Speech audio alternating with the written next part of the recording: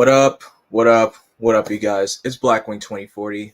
Welcome back to my channel. Today is a very special day. We are honoring a great man, a great pop culture icon, a great well-known name in the comic book industry, and that is Stanley Lieber, who we all know and love as Stan the Man Lee. I got one of my guests here, Elvis. How are you doing, man? Man, I'm doing great, and I'm surprised. Like 100, like that's incredible. Like he was even like a couple of years ago when he was still with us. Like it's so hard to imagine that he was like in his late 90s, I like know, mid to I late know, 90s. I That's know. incredible. And That is incredible. and to think that, even back then when he passed away, I really wanted him to live all the way up to 100. I was like, he's got to make it to 100. Like the way how he's been feeling, or the way how he's been all coming around lately, he's got to make it to 100. And then sadly, it's crazy though, as you know how he always comes to the movie premieres for the MCU films, you usually see him standing up. And I think it was around, when Infinity War came out, or yeah, probably like around when Infinity War came out, he was in a scooter. So I was just like, oh, please, no. I'm like, no. And then sadly in, I think it was November, that's when we lost him. But Stan the Man Lee, one of the biggest names in comic books, who gave us so many characters and had great, collaborators to work with him. The great Jack the King Kirby of comic books, Steve Ditko, Roy Thomas, David Ayers. Uh, I I can go on and on and on about the amount of people that he's worked with, but it's just it's crazy to think that one, he's gone. Like his death really hit me. Of all celebrity deaths, Stan's death really did hit me the most because I always thought he would live forever, and but yet sadly not. But today we are celebrating his 100th birthday, the great centennial, which is an epic milestone. And I figured, why not do a celebration to, a live stream to talk about the great things that Stanley has done, the great characters that he's created, the stories he's written, and the contributions he's made to the comic book industry. So, Elvis, when you think of Stan Lee, what does he mean to you, or like what comes to your mind? You know, Charitably, yes, Stan was such a pioneer of comics, but I'm gonna try to like be charitable because I also want to, I think I have a lot more fun with the man, in terms of like some of the more critical stuff people have said about him. Like I think that's also really interesting aspect of him. So I'm gonna be Mm-hmm. charitable here and say Mm-hmm. the showmanship. Like, um, even if he was something that wasn't quite up to par or up to some like the obviously iconic stuff that he and Ditko and Kirby did, there was always a sense of like wanting to express a sense of wonder about anything. Even in stuff like Stripperella or the Just Imagine, DC one shots he did. Mm-hmm. Just a sense of like, okay, let's have fun with this. It's a wacky idea, and I think like more than anything, you like one of the last bastions of like that silver agey kind of like sense of like we're going at it, we're doing this. Right. Um, and I think that's a touch that's been missing. I don't think any a lot of creators have tried to recapture that touch. I think Mark Millar is probably like the one that's tried the most to like be Mm-hmm. like a new Stanley. Like he's really tried to position himself as that.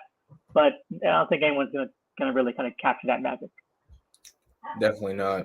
Definitely not. And it's funny how you brought up those Just Imagine Stan Lee does DC books. It's crazy. I have yet to read those, but every time I look at the covers, I'm just like, huh.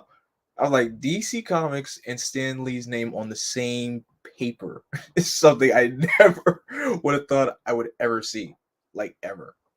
And who knows? Maybe I might come around to reading those to see, how Stan imagined, the You DC story. should, but be warned, they're not good. I don't know. I think everyone only agrees that like some of the designs are pretty fun, and that's it. I could agree with that. With design wise, yes. In terms of story writing, I mean, that's that's neither here nor there. That's a different story. But just to see Stan Lee's name and the word and the words DC Comics, it just blows my mind. And for those of you who don't know what we're talking about, I'm gonna bring an images of what they look like. Just imagine Stan Lee, DC, creating DC Comics. Share screen and take audio out. So yeah, this is basically Stan Lee's idea of what DC looks like. Like this, I take it is supposed to be his Superman, his Batman is literally a freaking bat. Green Lantern, which is basically like a guy that's all green, and Wonder Woman, which kind of doesn't look as similar or too similar to what we have, but it's kind of the same. But yeah, in terms of like design wise, it doesn't look too bad. But like you said, if reading the story itself, that could be questionable.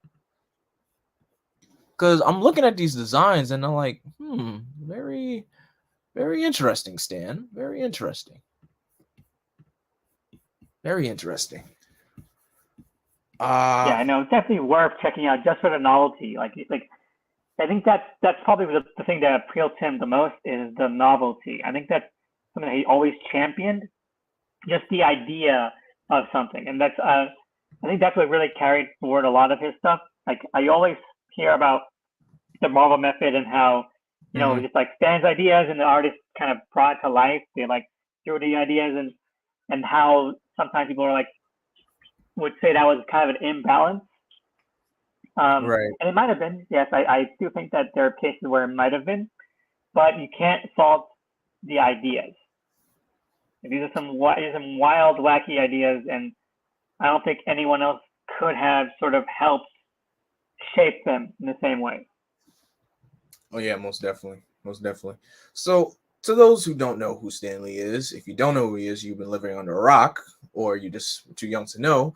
But Stan Lee, born Stanley Martin Lieber, was born on this day in 1922. He also served in the military during World War II, and his first comic book that he's ever worked on was Captain America #3 in 1941. This was, before, way before we got Marvel what it is now. This is back when Marvel used to be called Timely Comics. I could be wrong, but I'm pretty sure that's what it was called back then. No, I'm pretty sure it's Timely Comics. Yeah. Yep, it was Timely Comics. So yeah, Lee's first ever story that he worked on was Captain America #3, and it's funny though, as I was getting ready to make sure I had all my notes correct and everything, I always kept thinking like Stanley created Captain America, Stanley created. And I'm like, nope. I had to go back and backtrack. I'm like, no, Jack Kirby and Joe Simon. No, wait, no. Is it Joe Simon or David? Yeah. No, no, it was Kirby and Simon. Okay, Kirby. It was Kirby and Simon. Yeah, Yeah. Kirby. It was Jack Kirby and Joe Simon that created Captain America. Stan was basically the pinnacle point that Stan contributed was when he brought him Captain America back in the Silver Age in the Avengers, and we're gonna get to that stuff later. So, but Stan was one of the first. Well, we could say like mainly Jack Kirby and company at that time were like the head honchos of Marvel in like the golden age of comics. But once the Mm-hmm. Silver Age rolled around, which started around the 1960s, which is where, as I like to call the Silver Age, the big boom or the big bang of comic books, because that's when we got that's when Marvel was putting in good hits, and that's where DC was starting to put in some good hits. So both companies were really doing like amazing grand things. Hold up. What up, Patty? Thank you for being here, man. Appreciate you being here. So one of the contributing factors Stan had to making Marvel what it is today, or pretty much back then for putting it on the map at a big spot back then, was his wife, Joan. And I never knew this until when she passed away the year prior, the year before he died. I found out that his wife Joan was the inspiration for him to do these characters. Because for those of you who don't know, Stan was on the verge of quitting, like straight up quitting writing comics, and it was his wife that told him, "Stan, do the books the way you want to do them, and then we'll take it from there." And lucky enough, look what we got. And I keep hearing this as a rumor, or I don't know if it's true or not, but I'm hearing things that his wife was the inspiration for the Invisible Woman. Is that true, Elvis, or that's not true? I've heard that before, but of course, there are, the actual kind of inspiration visually was pinup models that Jack Kirby liked and all that kind of Mhm. stuff. So it's hard to say, but I've heard that before. And the thing about like what seems to be a running thing with these old kind of like golden age, silver age comic creators is that they're all really in love with their wives. You know, like Mhm. You have Jack Kirby, whose wife, um, was like inspiration for Big Barda and also inspiration for pretty much a lot of his stuff. Like and was really had his back through thick and thin, through the war, through like the troubles that went on with Marvel and later sort of endeavors in comic production and comic studios. And then you have, of course, what you just said, Stan and his wife, Joan. So I wouldn't doubt it. Obviously they had to pull from somewhere, and it seems to be like a bit of a thing. That is very interesting. I didn't know that. I didn't know that. Jack Kirby's wife was an inspiration for Big Barter. Wow, that's me. Rest in peace to Jack Kirby, because it's good that Jack has been getting his flowers now, even though he should have been getting his flowers as much as he should, as much as Stan has, way back in the day when Stan was still around. But it's good that he's getting the recognition that he deserved, because as I'm reading the old school Silver Age Marvel stuff, Jack Kirby's artwork, it grows on me and it just feels so exciting. And at the time that it was cinematic, and it was nice. It was really nice. So yes, so back to the story of how Stanley contributed to Marvel. So yes, his wife was a big motivational factor to how we got the characters that we have today. His wife was an inspiration for Invisible Woman, and that's how we got the Fantastic Four. That's how we got Reed Richards, Sue Storm, Ben Grimm, Johnny Storm, the Fantastic Four, and all those characters. So basically, the Marvel Age basically began in 1960, and from then on, I believe in 1961, I think things get a little. I don't know. My history might be a little bit incorrect because I always jump towards like 1962, where Spider-Man is first created and everything like that. But I'm just like, which characters were created in around like in 61? Because I feel like there's got to be something there. Talking about the start of Silver Age, Yeah, like around that time. Yeah. the Flash, right? Guy Allen. But that's usually like the the lightning rod of what people call the start of the Silver Age. But that was Yeah. '66. Yeah.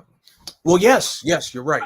Yeah, you are correct. Because the publisher of DC Comics at the time, Julius Schwartz, um, he's the one he's the one that kind of had a motivating factor in that too, because he also helped. Um, I don't know. This is what he said. I saw this in a documentary. This is what he said in the documentary that he was speaking to. I don't know if he was talking to Stan or somebody else, and he was saying that I was speaking to somebody to for us to like get our comics the way to get them back to the way they were supposed to be. So Julius did have a hand in creating Hal Jordan, Barry Allen, the Justice League of America, and so on and so forth. He said he was playing golf. I believe he said he was playing golf with Stan, and he was telling them what they were doing at DC. And I guess that gave Stan the idea to to do the stuff at Marvel. So that's how the big boom, the big bang of comic books happened in the Silver Age. and which is widely known as probably one of the most popular ages in comics. So that's, again, my facts could be wrong. My facts could be wrong. I wasn't at that. I wasn't around at that time. So everyone's everyone's story is different. So yeah, around 1961, it's okay. I was wrong. 1961 is when the Fantastic Four was officially first published. Fantastic Four #1 was released on November of 1961. My facts were completely off. I thought it was 1960. I was completely off. So yeah, 1961 is where we got the Fantastic Four, who just celebrated its 60th anniversary last year. And I believe that's also when we got Ant-Man, or let me just see. I'm doing, as you can see, I'm doing a whole lot of like back and forth to make sure my facts are right. Ant-Man, okay, Ant-Man was 1962. So before we even got like Spider-Man and the X-Men and the Hulk and all these characters, we were getting these mini tales, or better yet, these specific books called like Tales to Astonish, Tales of Suspense, Journey into Mystery, which were kind of like, what Marvel was doing back in its heyday with, the science fiction elements, the mystery elements, and, the suspenseful stories, hence the names. And then it was 1962. We got, our characters like Thor. We got Spider-Man. We got Incredible Hulk. We got Iron Man. And then, of course, it wasn't until like 1963 is when we got the Avengers and the X-Men. Now, Elvis, I know with you being the big, Jack Kirby enthusiast, what was your like opinion on with? I don't know if you've read, some of the OG Avengers stuff, but what was your like take, or what was your opinions on the old school Avenger work? Well, you know what? Again, I want to be charitable to Stan Lee, but I do think that Kirby's best work was when he did his own script. I think that again, I think that what Jack had was a lot more. He skewed a lot more serious, Mm-hmm. with his script. Like now he would write like a lot of crazy stuff, but with Stan and like we see this in the Avengers or even like the original Hulk stuff that Kirby did the first art for, in some of those Mm-hmm. early issues.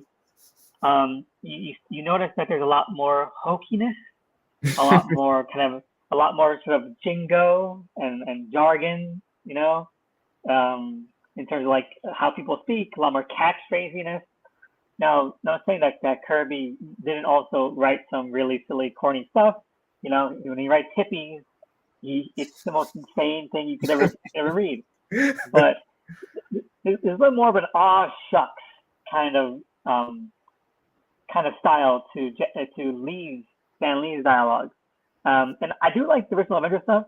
I think that anything that Kirby did had a lot of, like you said, cinematic kind of quality to it. Like Right. very kind of fluid, lots of momentum, lots of punch to it.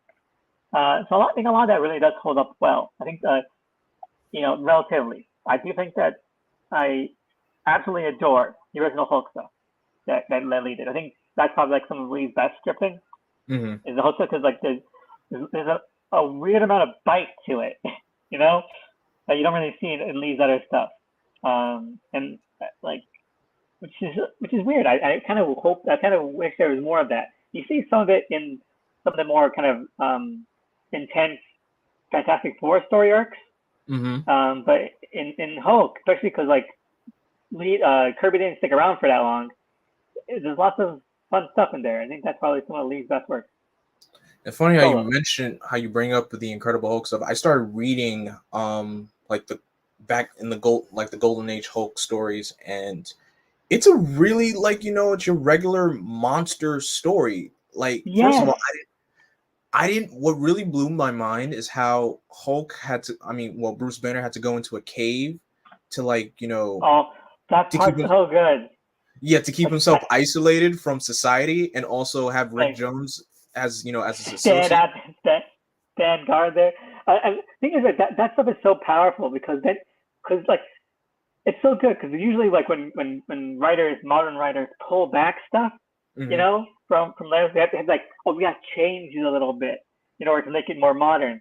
But like when people pull back, like especially you see it in Ewing, you see it when Tim Sale and Jeff Loeb did the Color trilogy or Hmm. quadrilogy at least at this point. Um, for the Hulk stuff, for the original issues, you don't have to change it at all because a lot of that stuff is just insanely raw. Like, oh, here's when like Rick Jones is trapped in a room with Bruce Banner, he like changes, and the horrifying scene in the book, and so they just do it. It's still horrifying. Or like here, Rick Jones has to keep watch while Bruce Banner is like transforming in a cave, and it's like a weird, horrifying little situation, and they just recreate that scene Right. in the flashbacks. You don't have to change it, and I think that's it's oddly timeless. But yes, of course, it's like 15 atomic bomb, Cold War scares, but no, it's like Frankenstein. It's like Hmm. this iconic monster story, and that's why I think Immortal Hulk is so much. Oh, so much to Stan. So much to like Stan, Mantlo, Kirby, Ditko, Severin, but like there's not a Stan in the Hulk sort of DNA, and it's great. Yep, most definitely. And it really you because usually the modern take of Hulk is that Bruce only changes to the Hulk whenever he gets angry.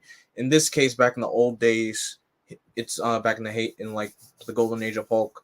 He shot himself with a gamma irradiated ray that makes him turn into the Hulk instead of him getting angry. Usually, the original take is that like every time it became night, he would turn into the Yes, Hulk. because like a werewolf thing. Yeah. Is that was good. Oh, he's pulling from all the old school monsters, and it's so good. And God, the original stuff in the early Immortal Hulk issues are fantastic. I don't know, man. Why they do this space Hulk thing? Why Marvel ruined that magic golden goose? I'll never know. Right, right. But it's still a great story element to have, which is very interesting, and I liked it that way. Um, what can I say? So the stuff that comes after, I got to talk about. Of course, I can't talk about Stan Lee without talking about his greatest creation ever, Spider-Man. Which, as you can guys see, I'm rocking my Amazing Spider-Man long sleeve shirt. Spider. Who would have thought that a character like Spider-Man would become well loved? Well, pretty much Marvel's golden boy and a household name since like the beginning. And I never thought how much I would gravitate towards Spider-Man until like I was like around probably like right around when I was in high school. And just like the relatability of what his character represents. And of course I was watching this video of how Stan came up with the idea of Spider-Man, and you know it was funny in the video. He said like he did not know any teenage superheroes at the time. I'm just like, I guess Robin went over his head. I guess he didn't know about Robin or Bucky Barnes. Well, at that point Bucky was pretty much gone and dead at that point. So the fact that he decided create a brand new teenage superhero to be relatable to everybody, who he didn't even know that was going to be the best hit. And turns out it did. And I've been reading since lockdown, since the COVID pandemic started. I've been reading a lot of the original Spider-Man stuff, and it was just.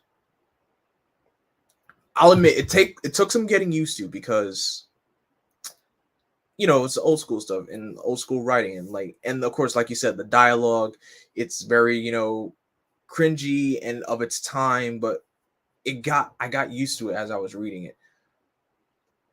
And I don't know what was your take on reading if you've read some of his old school Spider-Man stories. Um, they're fine. I think that they're very perfunctory. I think that Spider-Man is like not as good. Like, I don't want to say that there's a lot of flash in there, but there's a lot of flash in there. Like a lot of like the Flash. I think really came out of the gate running with like these like kind of perfecting the Silver Age villain. Hmm. Animal name, gimmick name, element name. That kind of stuff. Like like Right.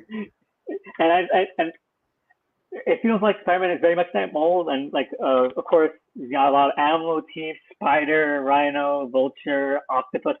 it's fun stuff, but I know I just never really got into it.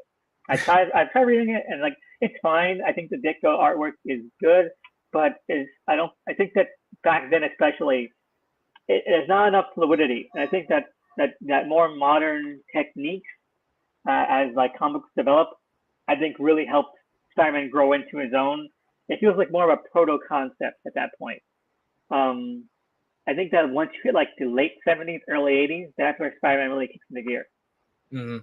And funny how it's a good thing you brought up Steve Ditko's artwork, because as when I was starting reading it, Steve Ditko's artwork started to improve every single issue. Like from the Oh yeah, beginning, yes, in the beginning it started to look a little like, okay, this is starting to look a little choppy, and then like right around the issue, like the 20s and the numberings and the 30s, before he left the book and John Romita Sr. came over, um Steve Ditko's artwork was getting better and better after each issue. I'm just like, this is oh amazing. yeah. It was You amazing. you notice that stuff. You notice that as well in Charlton. I mean, he was in Charlton. He did the Question, Blue Beetle, and then coming Hmm. to it's up. It's always improving. It kind of it's like a big loss, I think, to me, because I've been reading a couple of like his Mr. A stuff, stuff he did on his own. Hmm. Yeah, he did for like 30 years, and that stuff. Writing aside, I know people don't really get into that whole kind of your propaganda comics very much for objectivism. I think they're really fun either way, but the art in them is incredible, like Right. incredible art. And it makes you wonder how would have been like if like he had stayed and had that kind of talent developed on one of these books. You know, I'm glad we have Mr. A. I'm glad that exists as like a cultural kind of touchstone. Like that the creator Spider-Man did Mr. A. like pretty much the unfiltered version of the Question. Hmm. But it makes me wonder like because some of those panels, some of that drafting is so expressive, so fluid. It kind of makes you wonder like what would have happened if he had that with Spider-Man. Because it's something Right. really special. Right. And continuing more about the Spider-Man impact, because that's one of that's, like I said, that's his biggest seller. He's he's of all the books that Stanley has written, I think that he's been on the longest. Because I was counting to see which one that he stayed on the longest. The top three were Fantastic Four, Spider-Man, and surprisingly Thor, which I never knew. I was like, wow. Like I was crunching the numbers. I was doing like trying to calculate how many years he's been on the particular book. Fantastic Four's got to be no. Spider-Man's got to be his longest. Thor's got to be his second longest, and Spider-Man's is definitely hit. Wait, Spider-Man, Thor, Fantastic Four. Spider-Man's definitely his longest run for sure. Um, Fantastic Four is his second, and Thor's got to be his third longest. So to me, I'm surprised. Like of all books that he stayed on, mostly the longest, Thor's the one that catches me by surprise. No, I haven't read his Thor stuff yet. I haven't read it yet, and I haven't read his old school Iron Man stuff yet because I'm gonna get around to it. But have you read any of his classic Thor run or his Captain America stuff? No, no, unfortunately that is a blind spot for me. Gotcha. Understandable. But let's talk about one thing that he did contribute most. Of course, with a lot of people get angry when they say like don't put politics in comic books, and like let's be honest, politics has been in comic books since the very beginning. And with the X-Men, I haven't read any of the classic X-Men stuff. I basically started with Chris Claremont. I prefer Chris Claremont stuff, and like some modern stories as well. But the old school X-Men stuff, the First Class team, that's became a big name. And who would have thought that Magneto and Professor X were pretty much comic book iterations of Malcolm X and Martin Luther King. I never would have expected that back then when I found that out, but it makes perfect sense. You got one Well, side fighting. I mean that's kind of just that's kind of like the old Stanley Razzle Dazzle, you know. I mean, I think about it. If you read the old stuff, Magneto was just a supervillain, you know. Yeah. Like all that stuff happened later, and I think again that's part of the magic of Stan Lee Hmm. is that he's always able to understand an opportunity, Hmm. you know. So like of course like when the civil rights stuff started popping up and other kind of writers started kind of really sort of you know uh, put that into the books. I think that it was actually really clever of him to like kind of try to reframe this as kind of like a civil rights kind of story, as kind of a civil rights sort of franchise or a Hmm. line. But again, that speaks to more of him as a salesman, as a pitchman. Because the original stuff, like, nah, this guy's a motherfucking liar. That has nothing to do with anything. Yeah, most definitely. And of course, I'll talk about his run on the Avengers because I've read some of his Avengers stuff. Now, granted, we of course when it comes to household teams in Marvel, it was always the X-Men that was a household name until the first Avengers movie. Now everybody knows who the Avengers were, and I didn't find out I didn't know who the Avengers were until I saw an episode of the United They Stand cartoon when they had those reruns of it on Jetix.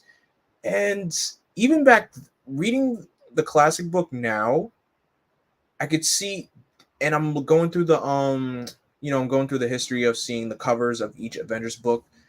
The roster, of course, as all team books do, the roster changes a lot.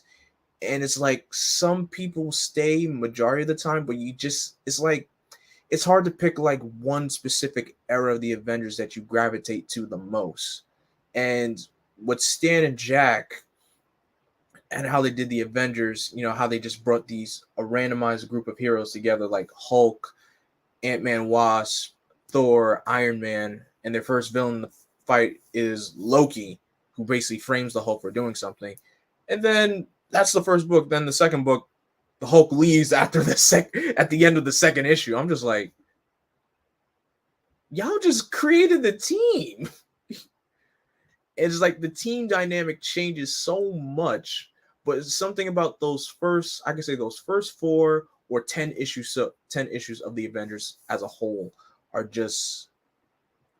it's a pinnacle to that Avengers history because Hulk leaves after the second issue. The Avengers come across the Submariner in, or better yet, I'll just say name. They come across Namor in issue 3, and then Captain America gets re-brought back into comic books in issue 4, and that's pretty much your current Avengers lineup. And then a few issues later, we get Scarlet Witch and Hawkeye and Quicksilver joining the team, and then some characters leave, and then you have this era which is known as Captain America's Kooky Quartet. Mind you, Stanley wasn't writing Avengers at that time. He was only on Avengers for let me see, for only Oh, he was. Okay, for like 34 issues. So after like the 34th issue of Avengers, Stan was off the book. What's going on, Mr. Awesome? So the team dynamic and history of Avengers changes like constantly. But it's it has some, like you said, it has its good moments and it has some okay moments. Sometimes with the Avengers book, it's like I feel like he didn't. I'll say this is just my little nitpick. It's just like I think he did not know what to do with the Wasp because Wasp was basically like the only female on the team until Scarlet Witch came along. It's just like she was just the girl on the team. You know what I mean? Oh yeah, no, I think that's something that you could say for a lot of team books he had like a hand in. I think that that's something where Kirby was always stronger in. Like even disregarding, uh, obviously Big Barda, when he writes a female character, he always gives him a little more like attitude, a little more Mhm. personality, a little more something to do than Lee. Yeah, which I can agree to. I can agree. I can definitely agree to that. Um, but when it comes to like the Avengers books, they're very here or there. I'll just say that. But again, but we all know Stan's biggest contributions to comic books definitely mostly came with Spider-Man. And Stan, and not only just Spider-Man, but also other stuff.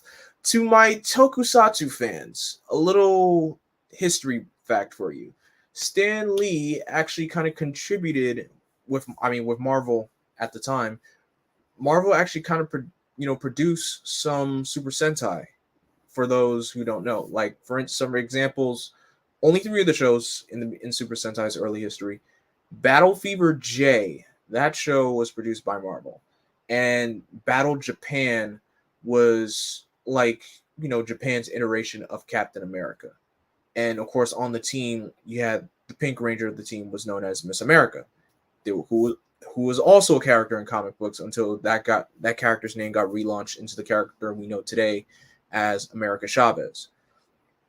And the other shows that Marvel produced in the Toku genre was Denshi Sentai Genji Man, and the last one they did was Taiyo Sentai Sun Vulcan. And after that, Marvel let the Tokusatsu scene. But we cannot forget what they did with Japanese Spider-Man, or as most people like to say, Spider-Man. Hopefully, I didn't butcher butcher. And they ruined Sentai forever. I'm sorry. I can't watch Sentai nowadays because like 10 minutes of like gearing a giant robot, and I blame Spider-Man for that.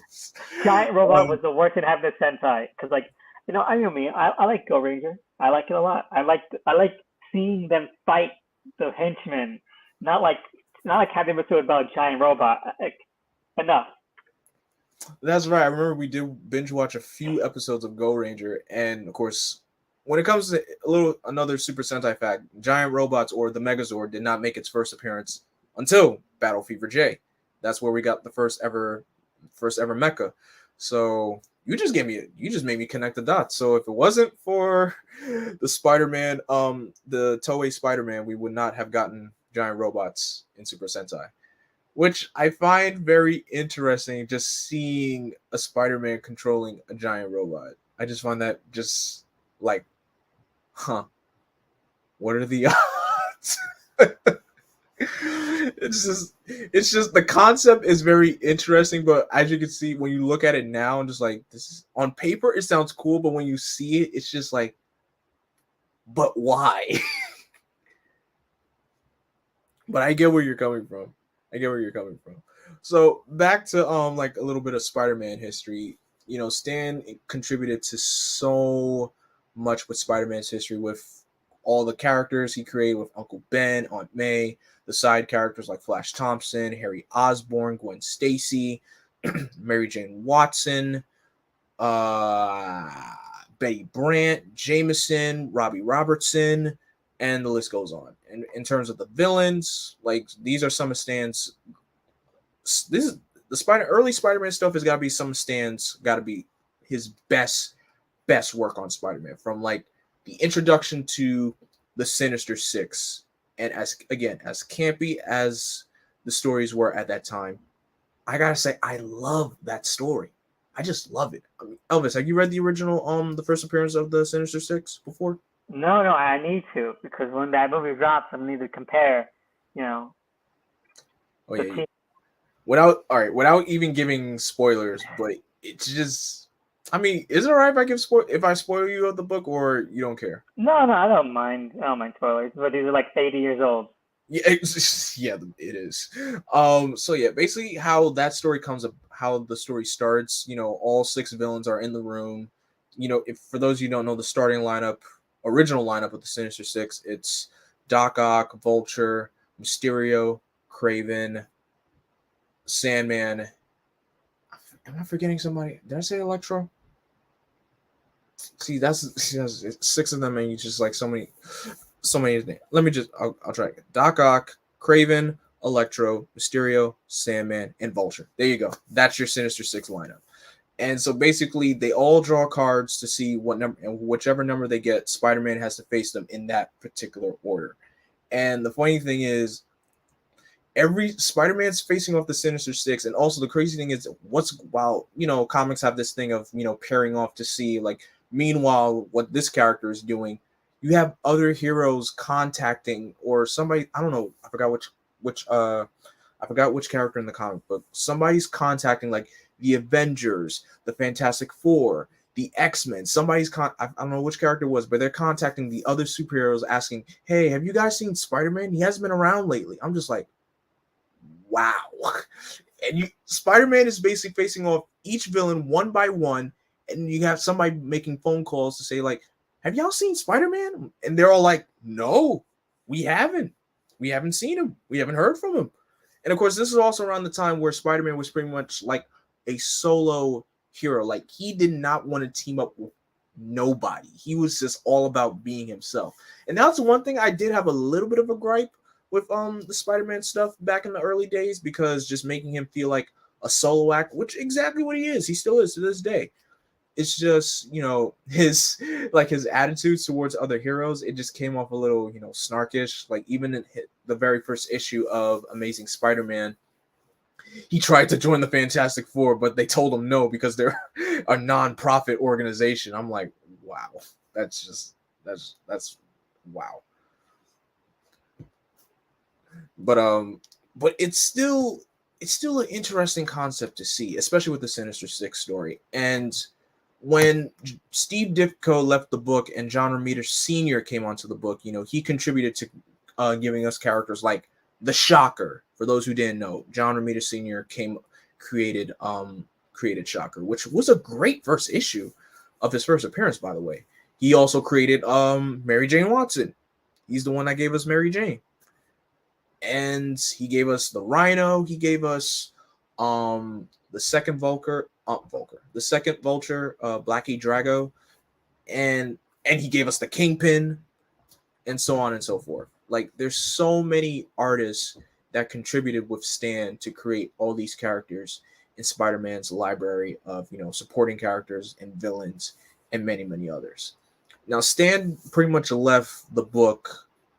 Yeah, Stan left the book like around, says here, 1984. So around like the 80s, that's when Stan left the book. So around that time, the 80s, this is where we got the Incredible Hulk TV series. Have you ever watched the Incredible Hulk TV series, Elvis? A couple of episodes, just to see like how it, stood up, how it stacks.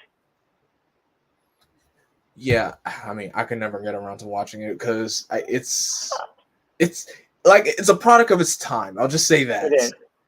And I'm very particular about what I like to see in a Hulk series. Like for me, only three things in comics get Hulk right, and only like one thing gets it right in live action. All right. So like I have very particular rubric criteria. See, I probably the only thing I've seen was the clip. I seen a clip on YouTube where, of course, I've seen the intro, and then I've seen this clip of Hulk fighting an abusive father. I'm just like, what? And I get the imagination of the magic of TV is supposed to make it look like so different with Bill Bixby's Bruce Banner is scrawny, skinny, and then you got Lou Ferrigno playing the actual body of the Hulk. And I'm just like, huh. It's just like, wow. But this is around the time when Stan Lee started doing his cameos, or in this case, contributing to like the other medias of cartoons, or Marvel cartoons and TV shows. He did make an appearance. He made a cameo appearance in an episode called "The Trial of the Hulk," of the Trial of the Incredible Hulk. He was one of the jurors, and his next cameo was, I don't know if he's made any appearances in any of the 80s Marvel cartoons, like the 80s Spider-Man cartoon or Spider-Man and His Amazing Friends. I could be wrong. I mean, we could take a look and see. But Elvis, have you seen any of those shows before? The ones from the 80s, you mean like the ones that were like concurrent with the you mean like the cartoons or any of the other live action stuff? I know there was like a couple of live action specials. The cartoons. 80s, 80s. Like you mean the ones that were like around the same time as the original Spider-Man, animated series, or even earlier? Not those. Well, yeah, not those. No, unfortunately not. I know that there was like this proto kind of like Hanna-Barbera-y stilted animation Spider-Man cartoon, but I never saw that, unfortunately. Okay, gotcha. Although that's where the theme song came from, right? Um, I could be wrong. I can't say I could be wrong with that. Uh, so Toku owned a lot of to the Emissary of Hell Spider-Man. Yes, Toku owns a lot to the Emissary of Hell, Japanese Spider-Man. Um, but I'm just pulling it up. So Stan did mostly he did narrations, not actual cameos. He basically contributed narrations to those cartoons.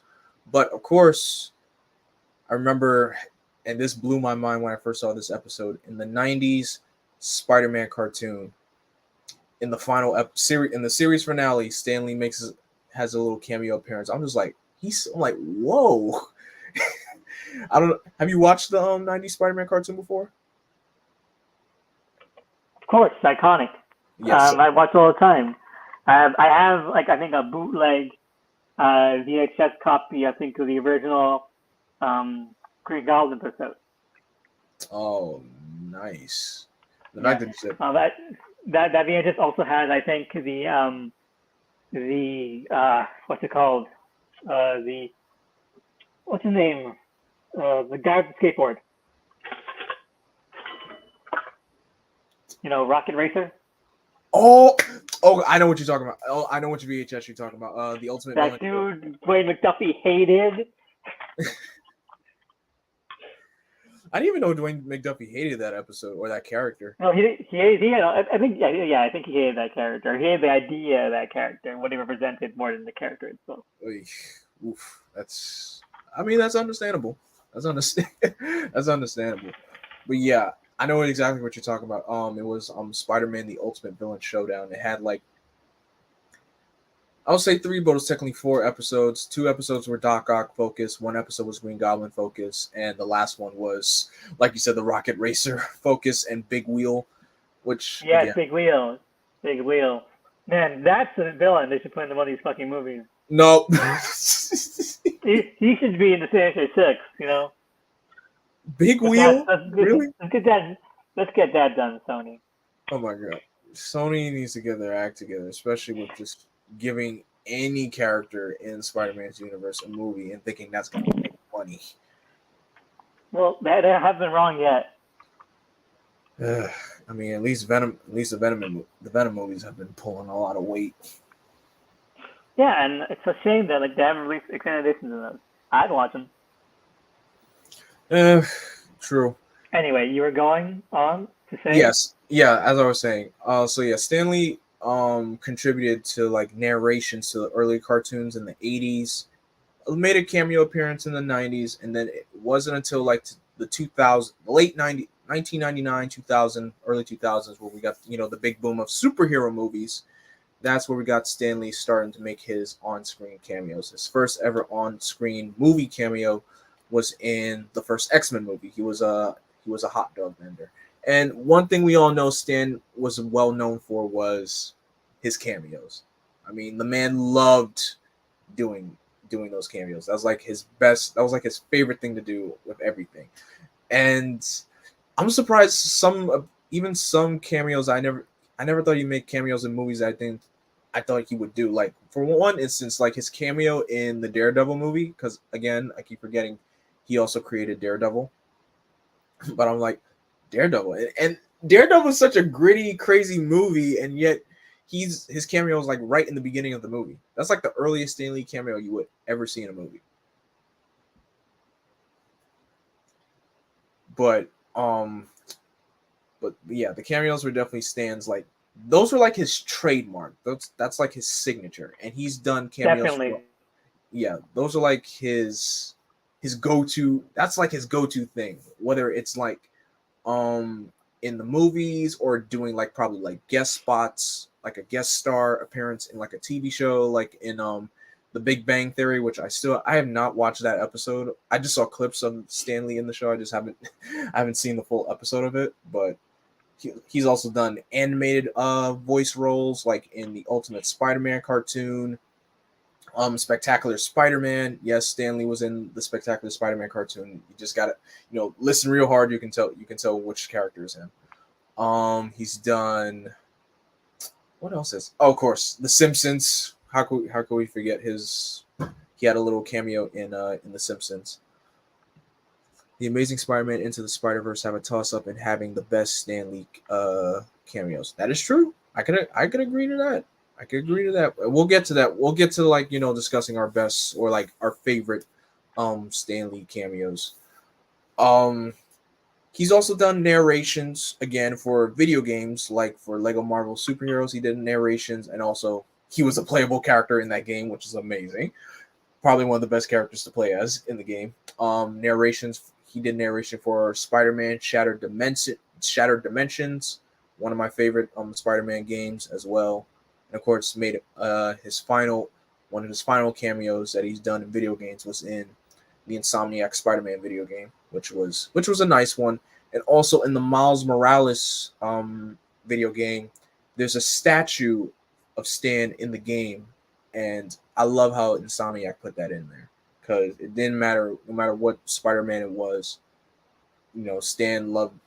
I'm pretty sure Stanley loved Miles Morales, and he was a big welcomer of heroes of all shapes and sizes and different colors and races in any shape or form. That's one of the best things about Stanley. So Elvis, I guess we can start talking about cameos as well. So what would you say was some of your favorite Stanley cameos? Well, okay, it has to be, I think, um, first of all, uh, obviously Into the Spider-Verse, the cameo, I think is the best Stanley cameo for who Stanley is. Mm-hmm. I think that, like, yes, he's a legend, but I think a lot of these cameos, especially some of the more kind of like extended ones, mythologize. You know, they lean too much into the legend, into the Mm-hmm. myth of the man, right? While I think Into the Spider-Verse really kind of hits that balance where people bring it up all the time. You know, he's giving this nice kind of heartwarming kind of like little speech to Miles, but also he's not giving his money back. Besides that, like no refunds, no No money back refunds. guarantee. Yeah, like he's still a businessman at heart, and like I think that really gets to who Stan was as a person, as like this creator that we all love. You know, he sold the dream, but he was still selling it. He was it was a business. And uh, so that was a really good one. And I think another appreciated one is when him as the mayor in the Superhero Squad TV show. Oh right, yes, he was the mayor in the superhero Uh, squad show. I forgot about and that. he's really good, and I think they get a lot of fun out of him. One of my favorite bits was when Odin gets mad that Thor is hanging out on Earth all the time, and so he's like he threatens him. He's like, "How about if I give you your own comic? Journey into Mystery, starring the mighty Odin." And you see like a little mock-up of the Journey into Mystery on the original Silver covers. It says the mighty Odin. It says the That mighty is Thor. Oh my gosh, the superhero squad. I tried rewatching that show during lockdown, and I'm like, it was fun for me as a kid, but watching it now, I just can't get into it anymore because again, it was a kid show, and it's I know, crazy. but I think it holds up still enough. I think it's pretty much like Marvel's attempt to do Brave and the Bold. Yeah, yeah. I mean, and also, my main problem with that show is that show did not have Spider-Man at all. But that's a Yeah, conversation for later. But still, yeah, the different show race. was the show had its fun points. The show had a lot of its fun points, and heck, that show is what introduced me to all the other characters like Thor, Doctor Strange, Enchantress, Fin Fang Foom. If it wasn't for Superhero Squad, I would not have known about all these other Marvel characters like at all. So I definitely gotta give that show props for what. Heck, that show is how I found out about Thanos and Nebula.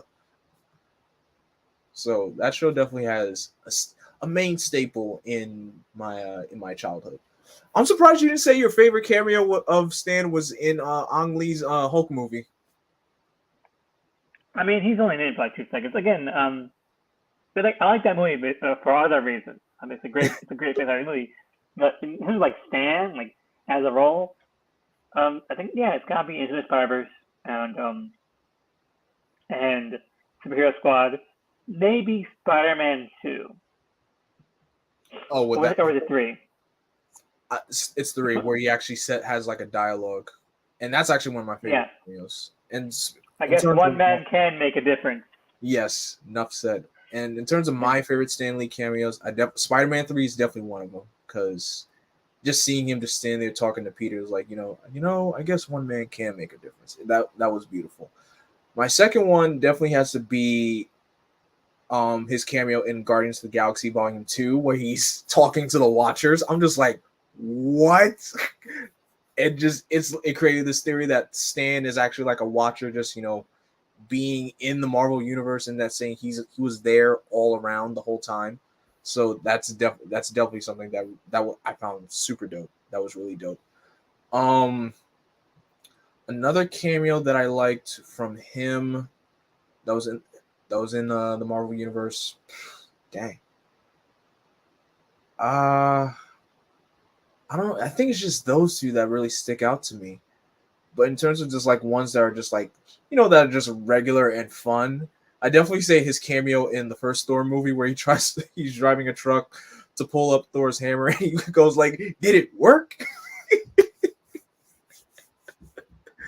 That cameo, that in terms of laughs, that cameo was great. That one was really good. Okay. In terms of laughs, I had to say Endgame. Endgame sucks as a movie so hard, but that Stanley cameo was pretty good. Like, hey man, make love, not war. And I like how they made it look like his 1970s look because if you guys go around, you can just pull up this image anywhere. This is a picture of Stan in the 70s, and they really made his final MCU cameo look exactly like that picture. I'm just like, you know what? I'll take it. I'll take it. That works. It works for me. It totally works for me. Um, So Hyro, Hey guys, Ro, what's Mr. up? Roller McQueen, What's going on? my brother in comic books. How are you doing, my man? I'm doing good. Apologies, I'm late. I'm in the Uber headed home right now, but I had to stop in. I have to show some love. Appreciate you being here, man, and thank you for taking the time out of your day to just even do this, bro. I really do Of appreciate it. course, of course, of course. Yeah, I know you guys are going through like favorite Stan Lee moments. I do remember a lot of the cameos that he did, but it's been a while since I've watched a Marvel movie, so they're not fresh. But That's fine. you know, just in general, man. If it wasn't for him, there there's a good chance there wouldn't be a role for Queen. So I appreciate him and everything that he's contributed to the industry, the scene. We miss him. We appreciate him, and yeah, man, Stanley. You're gone, but you're not forgotten. You're Oh not hell no. forgotten. Yeah, I apologize. I know I couldn't be better with remembering certain moments. I remember all the cameos, but a lot of them, again, they kind of like blur together for me. So I need to like go back and watch each and every single one of them to see which ones stick out. But yeah, that's what I want to contribute to this, man. We appreciate you, Stanley. Totally fine. Totally fine. Totally fine, bro, and understandable. But yes, it's just like you said. Without Stan, comic books wouldn't be what they are today. Marvel wouldn't be what it is today, and it's just like it's like the man enjoyed. This man was it, the perfect example of just doing what you love. Like he just loved doing what he loved. He loved doing cameos. He loved writing comics. Even when he wasn't writing comics anymore, he still loved talking about comics. And he had a whole, if you ever met him or if you watch some of his interviews or any of his interviews, he would just give you a backlog or like a story of what he did back in the day and how he contributed with this particular artist or this writer or this publisher, and he just told you a story about it. It's like he's a storyteller. That's exactly what he was. Like a man filled with imagination and just creativity, and he just gave us so much. For those for my viewers or subscribers and to my panelists who probably don't know this, I had a close encounter with Stan Lee before in 2017. This was at New York Comic Con. This was his final Comic Con New York Comic Con appearance because he was around that age where he wasn't going to be doing cons anymore.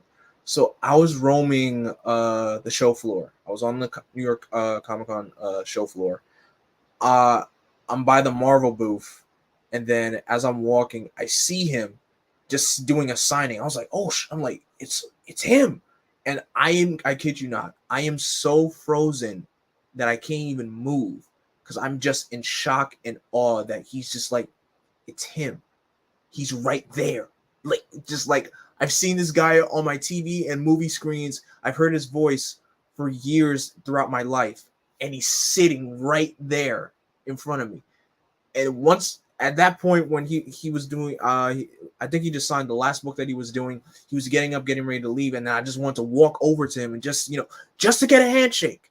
I just wanted a handshake. I didn't want an autograph because you all know autographs from Stanley, that's freaking pricey as hell. And of course, there was no way in hell I was going to be able to get a picture with him at all.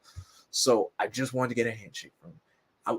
I wanted to like reach out my hand and just be like, Stan, thank you for everything you've done in comic books. But like his security handler was like right there. And then as soon as they started walking, I started following him. I'm like, wait, Stan.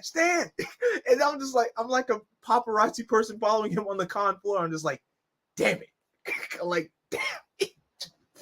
Like I didn't get it. I wanted my handshake real bad. But all I could say, even though I didn't get a handshake with the man, I will say the best thing is I got to physically see him with my own two eyes. That's, if there's anything I could take more than that, it's just the fact that I got to see him, and that's all I can ask for.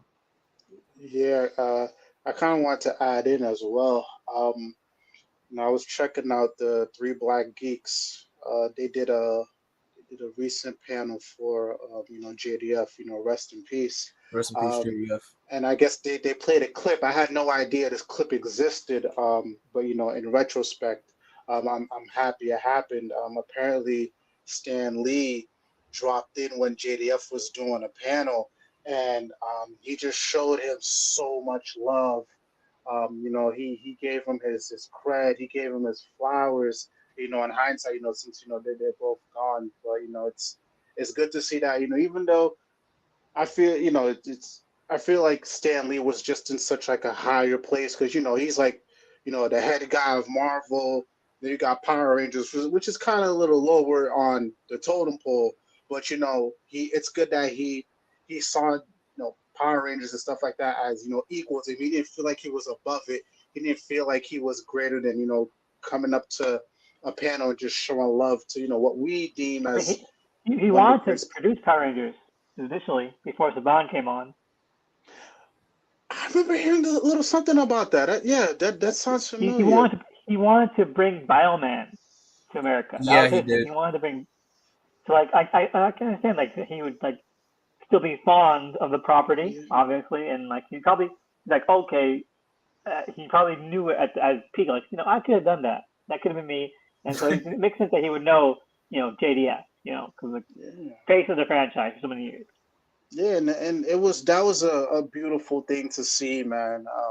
Just him showing the love, showing the respect, and yeah, just even in like the couple interviews that I seen, even though he was like old and a little older in age, but you can tell he had a love for this. Like he didn't seem like somebody who was just ever tired of the gig. You know what I'm saying? Because it's Mm-hmm. like when you look at some of the folk that are still around and still in positions of power, they look tired.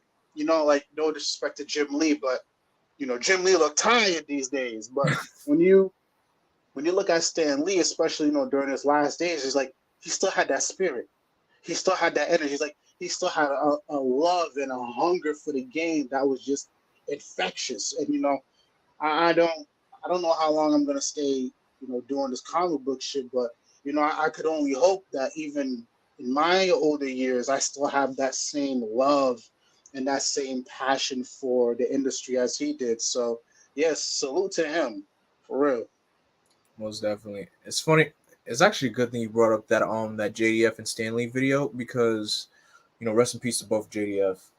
Um, I remember back when when he was still around, when both were still around. There was a video on I think when JDF was doing a con. I don't know, an artist made a picture of JDF in his Green Ranger suit and Stan Lee in like a Spider-Man Power Ranger style suit, and it was just like, that's incredible. Like, that is freaking incredible. Like, you got these two icons from two separate entities in a picture together, and yet they became like such good pals.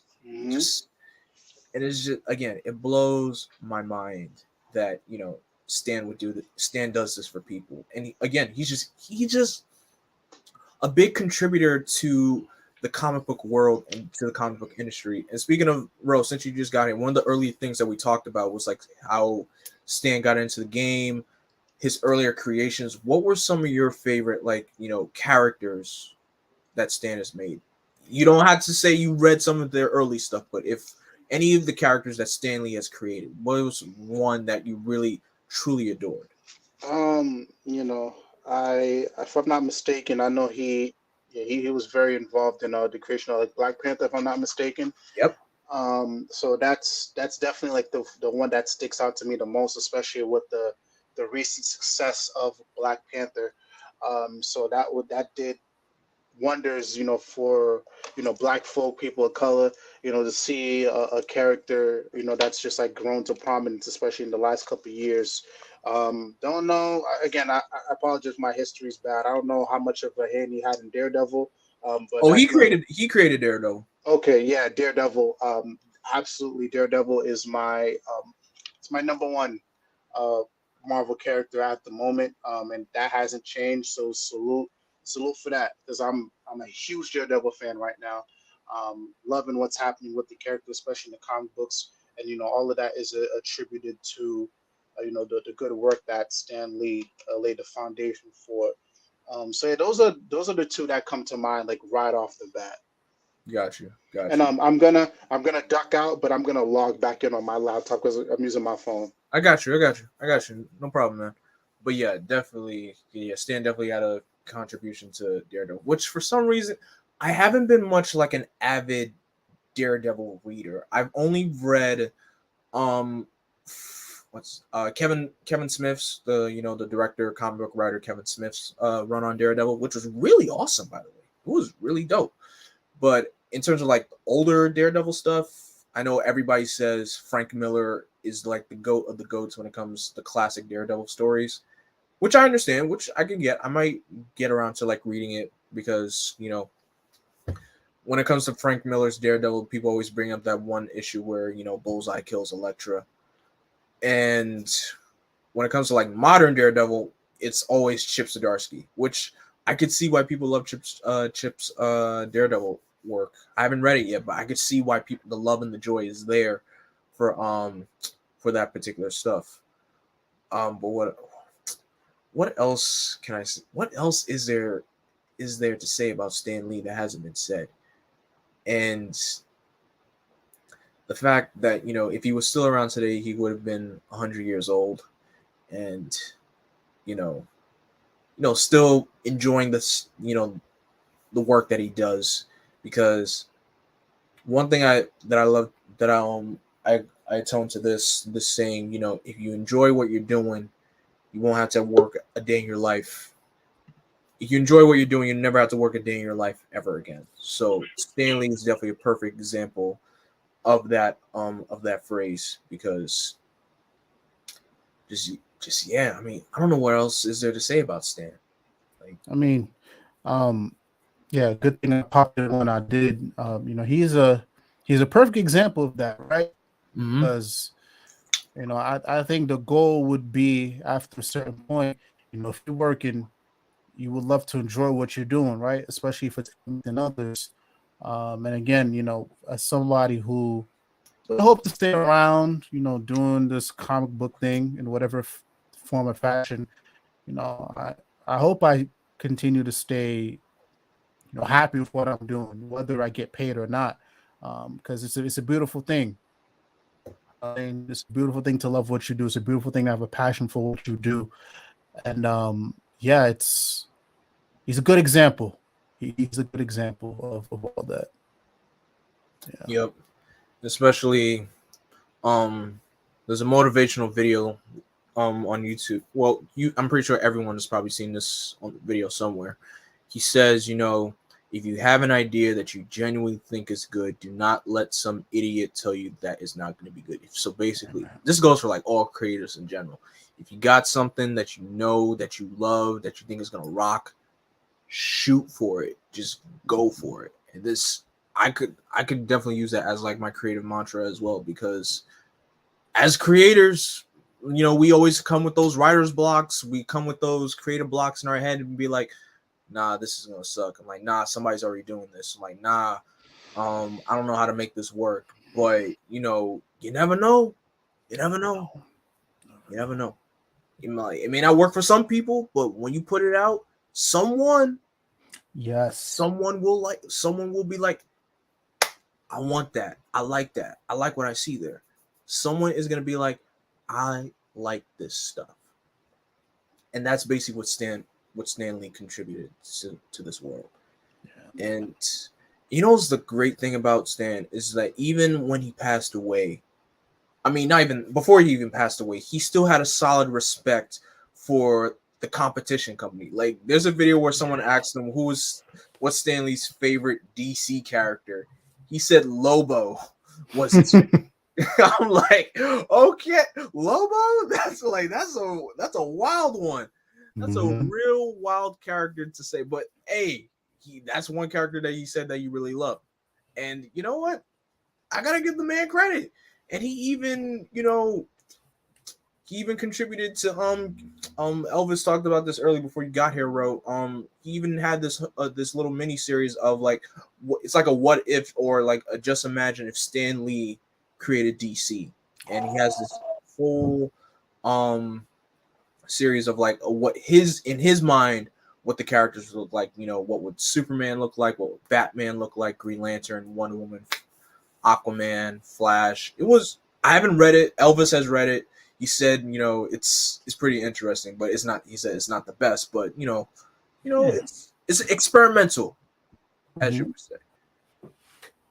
Yeah, man, and again, I feel like it's a good example because I feel like as fans, especially especially certain fans, they kind of get into the whole DC versus Marvel thing, but sounds like he loved everybody regardless, because at the end of the day, we all in the same game, we all in the same field, and we all want everybody to succeed.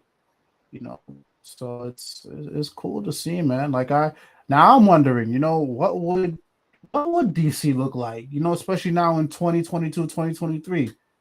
I really wonder, would DC be in the shape that it's in right now if we had a Stan Lee running it? I don't know. Well, what would happen if Stan Lee like maybe a good 2 years in? What would it be like? It's an interesting what if. Yeah, now my mind's gonna start going. That would be a very interesting what if, by the way, because I was like, that's an interesting idea. Yeah. It's a very interesting idea. Comment. Even though he didn't write them, he did suggest the name Johnny Blaze for Ghost Rider personal favorite. Ooh, I did not know that. I did not know that. That's very interesting. Stan also had a hand in creating Rolliver's favorite archer hero, Hawkeye, of course. Hey, yo, Bland Boy. You come find me, all right? Come find me. Come find me. All right? For those of you who don't know, you all know Rose's favorite hero is Green Arrow, not Hawkeye. Come find me, all right? Like, we'll have a conversation. All right? I'm sorry, bro. That was a good slam towards you. No, that was great. But I just want Blame Boy to come find me after. We need to have a conversation. All right? Oh man, that was great. That was great. But it's contributing to what Stan enjoys about even the competition company of DC. I remember when when DC released the first Injustice video game, they had this whole tournament, the Injustice Battle Arena, and then leading up to the final round, which was Batman versus Superman. Stan Lee's doing an interview where he said I think one of the questions was like, who would win the fight between Batman, and Wonder Woman? He said, "Now Wonder Woman has what we call superpowers. Batman has a fucking utility belt, for God's sake." I'm like, okay, that is gotta be the best thing Stanley has ever said. See, it's just about having fun, man. Yep. It's having fun. You just gotta have fun with it. You really do. That's pretty much, again, all this stuff that we're reading, all these characters that we know and love, even like the GIF with Ben Affleck, like fictional characters, like yeah, man, fictional characters, fictional characters, bro. Like, we love them all so much. They mean something special to us in our hearts. They feel real. That's what we love about comics. That's the beauty. That's the treasure of what comic books is. And again, if it wasn't for Stan, for Jack Kirby, for Steve Ditko, for Joe Simon, and all the big names in Marvel back in the early days, we wouldn't have gotten Marvel what it is today. Yeah, it's just amazing. And like I'm looking now, this says like, the best of Stan Lee's Marvel comic books. They got the Fantastic Four over here, Amazing Spider-Man, Incredible Hulk, Thor, and you compare that to now, like the Thor is amazing right now from what I heard. I know there's a little thing going on with Donny Cates, but Thor's been on an up and up. Immortal Hulk has been one of the best comic books in a very long time. So it's good to see, like, even though he's gone, like his work is still thriving, man. Like, these creatives have, they've channeled his energy, they channeled his love, and they're putting like their best foot forward. So it's good to see, man. It's like one of the best things I feel you can do is, like, even after you leave something, whether you pass or not, or you're just like moving on, the hope would be like, hey, whatever I left behind, somebody can continue to do great work with that. And we're seeing that across the board with Stan Lee's work. I'm saying, like, the love or hate whatever's happening with the X-Men, Spider-Man, Thor, Daredevil, but you can't say that most of these creators aren't putting their best foot forward. And I feel like they're channeling that inner Stan Lee, whenever they're writing these stories, there you go, or drawing, the artist colors. So I feel like a lot of these people are doing right by him even after he's passed, man. So it's good to see, and even on the movie side as well. So it's a lot of good work happening there at Marvel. Love it or hate it, but people out there, they're really trying to do their best to continue on his legacy. You definitely said it correctly, especially like people trying to see Stan Lee within themselves. Like, during lockdown, and I'm watching these interviews with the classic like writers like John Romita Sr., John Romita Jr., Peter David, John Byrne. As I watch these interviews, and I'm learning the importance of what a comic writer is supposed to do. Like, they're supposed, whether it's to change up the status quo of a character or a team, or to bring something new to the table, which is basically what you're supposed to do. You're bringing something new, you're turning something back, like trying something, not too old to make it repetitive, but, trying something to make it feel fresh, or, continuing something. That's what makes it great. Like, with Spider-Man, love or hate Dan Slott, you cannot deny Dan Slott contributed a lot to Spider-Man. And this is coming from me where I read his entire run this year, from like the beginning of this year to now. I read his entire Spider-Man run, and I'm just like, you know what? Like I said, love him or hate him, I will say Dan did not deserve all those death threats he was getting. He did not deserve all those. I will definitely say he did not deserve all those threats. And so, yeah, like, it's from like doing the wildest stuff, like making Doc Ock the superior Spider-Man, from doing that to making Peter a billionaire of his own company. It's just comic book writers are basically supposed to do the wildest takes ever, and whether the culture takes them or not, that's all it is. People will like it, some people will hate it. I mean, it's basically like, don't shoot the messenger. Yeah, I mean, and listen, the only thing you can do is try. The worst thing you can do is not try. So again, like I said, I'm not the biggest Spider-Man fan, but even so, even with some of my favorite characters, this is like there's certain things where I'm just like, yo, this is big.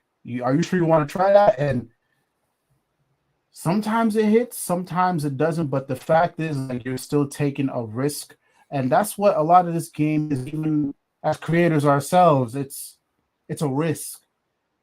It'll be much better to take that risk You said and that's the see word. what happens, whether it's good or bad, versus thinking in the back of your head, yo, what if?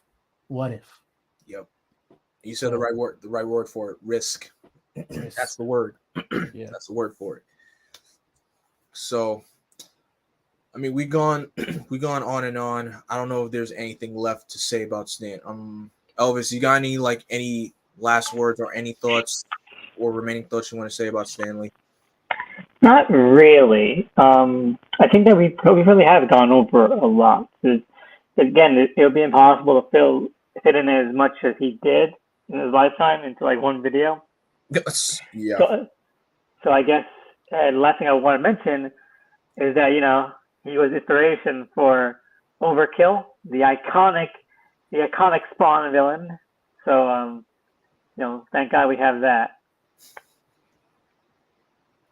I did not even know about that, but okay, all right. I mean, I'm not a Spawn reader, so You seen the video, right? Where like he has like Rob Liefeld and Todd McFarlane in that like PBS show or that he used to, and he has them like create design a character together, and that ends up being Overkill. I didn't know that. I might check that. I gotta check that out. And speaking of like videos, and we got a Stan Lee documentary that's gonna be coming on Disney Plus next year. I'm definitely gonna be watching that documentary because I love history. I like learning about where certain things came from. So just to see the history of Stan Lee's career, his lifetime, it's gonna be a great watch. Ro, any last? I know you came in late, but any final remarks or words you want to say about Stan Lee? Yeah, just sending blessings, love to the Stan Lee family, the Stan Lee estate, Stan Lee family, fans, people who he's worked closely with, whether it's actors, creators, colorists, artists. Blessings and love to all of them. Like I said before, man, I don't think we'd be here doing this right now, or whether even if it's in our own individual entities, if it wasn't for Stan Lee, if it wasn't for one or many of these Marvel characters. So I'm very appreciative of him. I know he's resting well, knowing that there's people out there who are putting their best foot forward when it comes to creating for Marvel, and DC, to an extent as well. So yeah, man. Thank you for having me.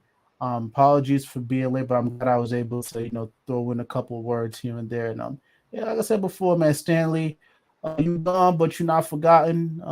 We respect you out here. We love you out here, and yeah, we gonna keep the charge going, man. We'll keep going. And my final words, all I can say is, Stan, you are a pinnacle in the comic book culture. You are pretty much you created heroes that we could look up to, aspire to be, and heroes that show us the best parts of ourselves, to show us that at the same time we're all human and we all have our struggles. That's basically what Spider-Man was created as, to be the everywhere man of the real world. So I thank you for creating all these amazing characters.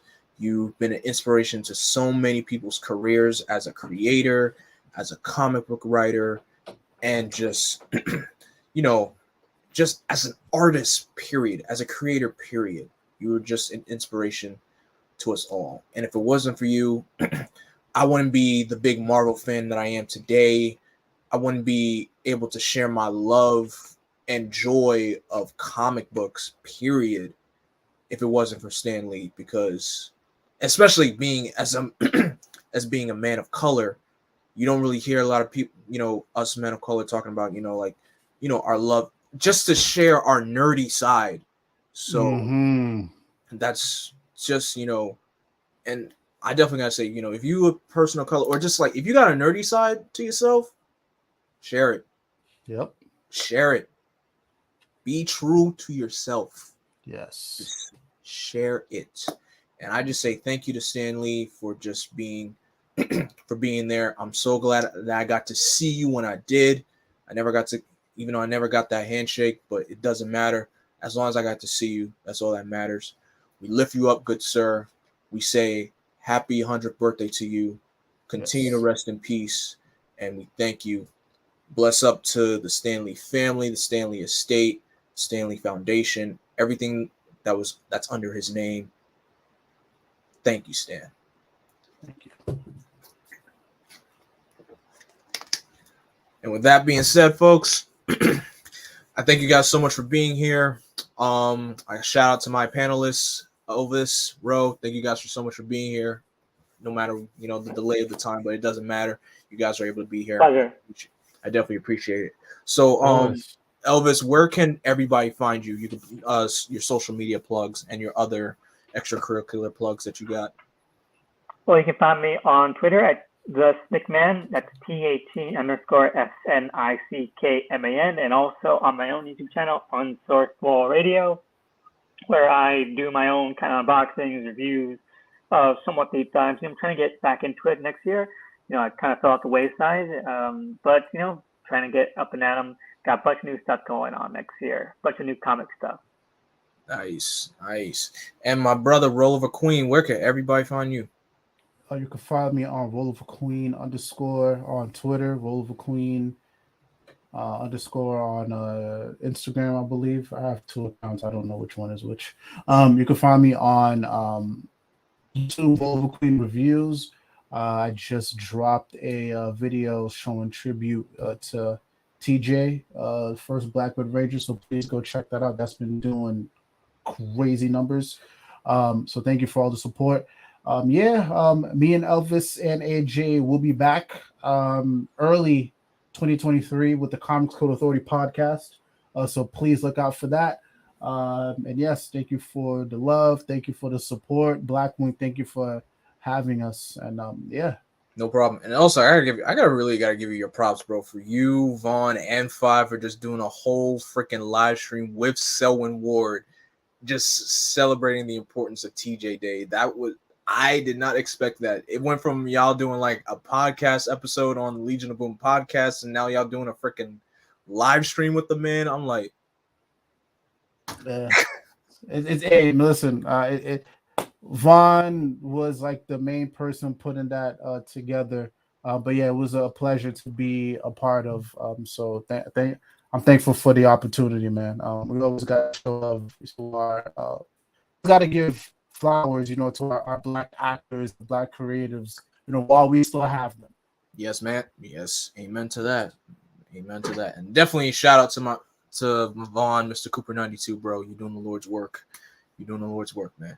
And as always, guys, you can follow me on Twitter, Instagram, Facebook, and Twitch at Blackwing2040. I know I've been delaying on the content and everything, scheduling, and real life happens. So responsibilities come first. But trust me, I'm going to make sure I get back in the game, especially for early 2023. Me and my buddy Tex, we're trying to make sure we try to get done with this DC Animated Universe Marathon, which I knew was going to overlap into the next year. So keep an eye out for those commentary episodes of Superman the Animated Series. They'll be coming down the pipeline. Until then, thank you guys so much for being here. Enjoy your week and enjoy your New Year's Eve, ladies and gentlemen. I know that's not until Saturday, but still enjoy your New Year's Eve. Everyone have a happy, safe, joyous New Year. And as always, folks, I am Vengeance. I am Darkness. I am Blackwing. Stay golden. Blackwing out.